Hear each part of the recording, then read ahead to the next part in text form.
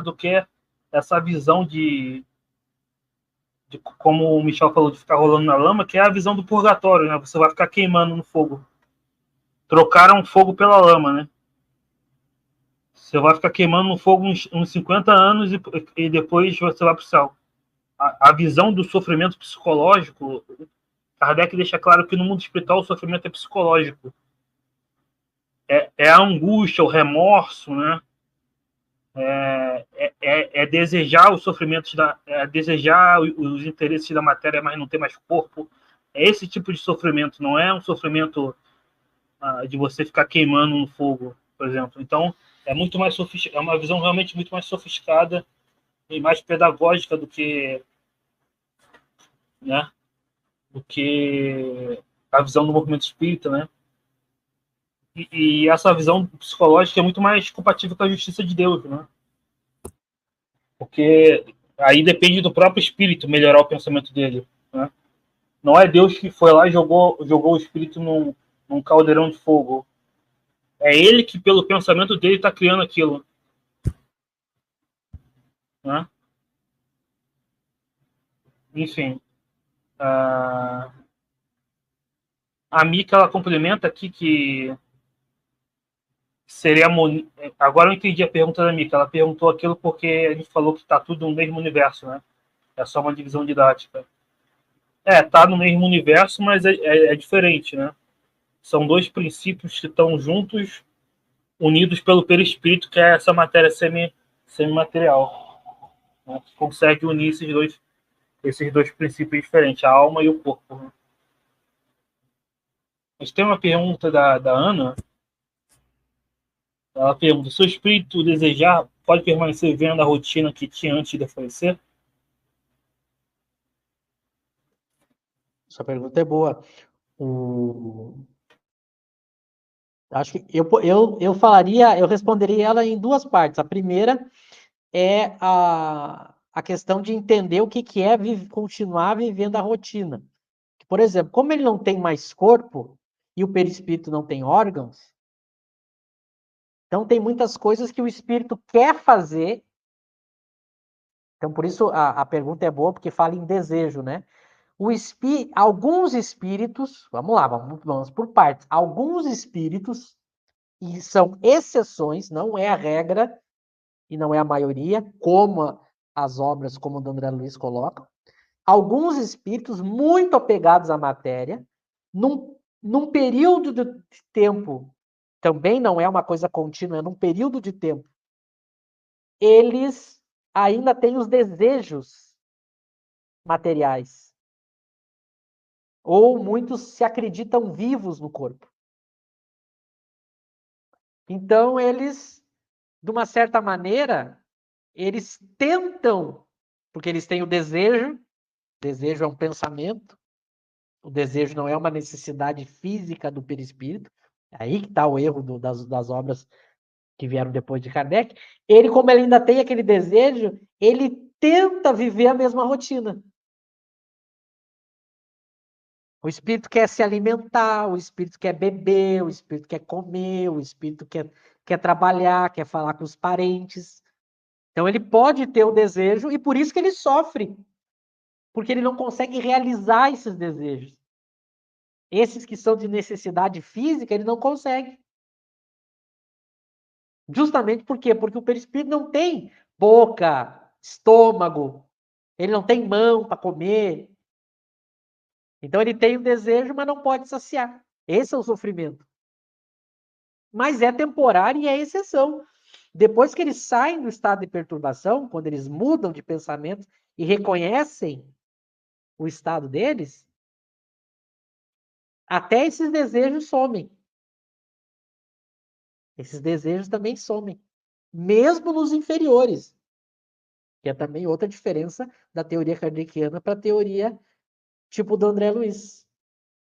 Então, alguma espécie de rotina eles acabam por um tempo, enquanto estão nessa perturbação, estou salientando isso, eles acabam reproduzindo. Tem casos da Revista do Espírito que dizia que pegou o trem. E aí é muito interessante que Kardec diz assim, mas como é que tu pagou o trem? Ó, Kardec é muito esperto, né? Como que você pagou o trem?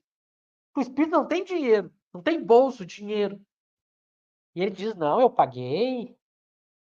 Mas aí ele começa a notar os próprios questionamentos de Kardec para esse espírito, que é um exemplo disso, ele começa a notar que tem algo estranho. Aí Kardec diz, mas como é que você pegou o trem? Que a gente não para pensar que a gente só consegue andar de trem, de ônibus, de carro, porque o carro empurra o nosso corpo. Quando a gente senta no banco do carro ou no trem,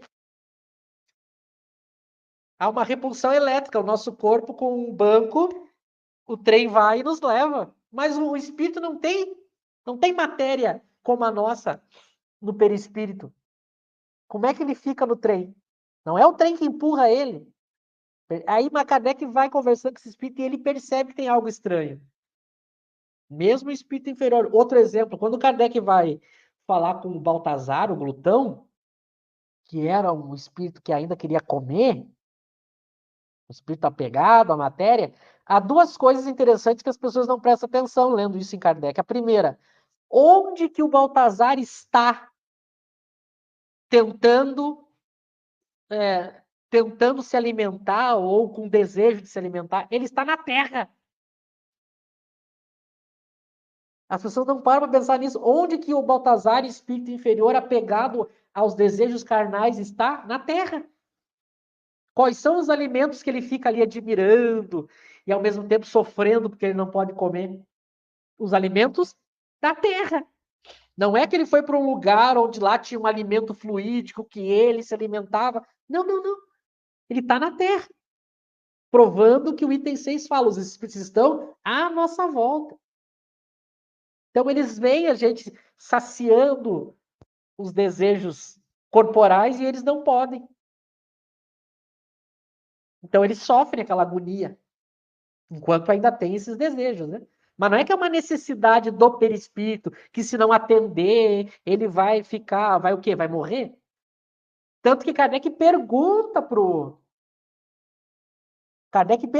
Baltazar, você tem estômago? Sabe o que o Baltazar responde? Tenho. Baltazar é um espírito. E aí Kardec tem uma sacada que Kardec diz assim, mas você tem necessidade de se alimentar? Aí ele diz, não, necessidade não, eu tenho desejo. Porque se fosse estômago de verdade, era necessidade, mas era desejo. Mas mesmo esses desejos, ele tenta saciar na Terra, mas não consegue. E mesmo ele fazendo isso na Terra, é temporário. Se eu conversar com o espírito, em poucas conversas, ele percebe que aquilo ali não tem necessidade. E ele muda de pensamento e aquele sofrimento acaba. Também diferente das obras que vieram depois, que o espírito, mesmo já reequilibrado, continua com necessidades.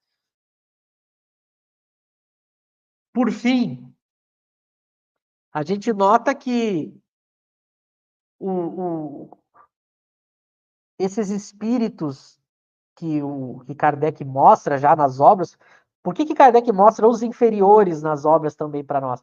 Para que a gente não crie essa cultura como essas obras criaram, não, mas é que esses espíritos são inferiores, apegados, então esses têm necessidade. Na obra de Kardec a gente vai ver que não. E aí, para a obra de Kardec, como é que eu faço o espírito sair desse sofrimento? Eu tenho duas teses, a de Kardec e a do André Luiz.